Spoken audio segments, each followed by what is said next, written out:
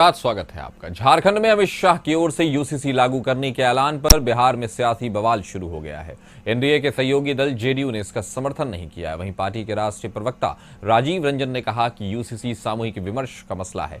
एक गठबंधन में दलों के मुद्दे अलग हो सकते हैं। आरजेडी विधायक भाई वीरेंद्र ने बीजेपी पर निशाना साधा। उन्होंने कहा कि अमित शाह का बयान समाज को तोड़ने वाला है। हालांकि बीजेपी ने यूसीसी का समर्थन करते हुए कहा कि दूसरे राज्यों में भी लागू करने को लेकर दूसरे दलों से विमर्श किया जाए।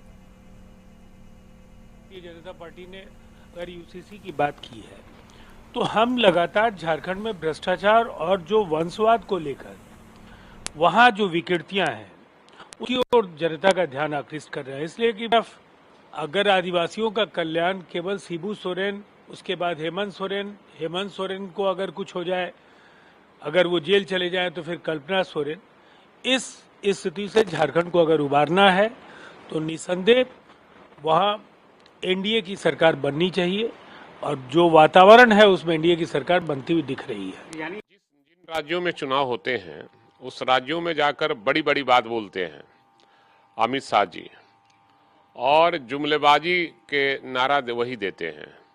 इसलिए उनका कोई भी घोषणा या वादा वो सब जुमला होता है। इसलिए वो इस सब जुमला छोड़े और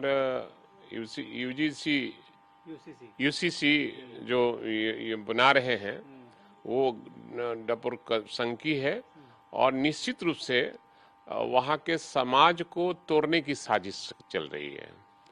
और उसमें उन्होंने कहा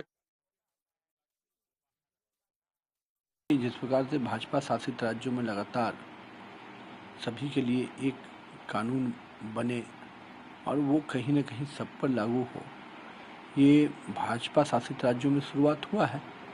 और मेरा ये मानना है कि झारखंड में भी झारखंड के प्रदेश भाजपा ने अगर इसको उचित समझा है तो अपने एजेंडे में रखा है और उसको अपने संकल्प में रखा है, तो उन्हीं संकल्पों को माननीय अपने गृह मंत्री जी ने आगे बढ़ाया है। और मेरा मानना है कि झारखंड के विषय को देखकर उन्होंने एक बड़ा फैसला लिया है। जो वहाँ परिस्थिति है उस परिस्थिति के हिसाब से आगे चीज़ें बढ़ रही, और जब निर्णय की व्यवस्था आएगी तो निश्चित रूप से सबसे बात किया जाएगा।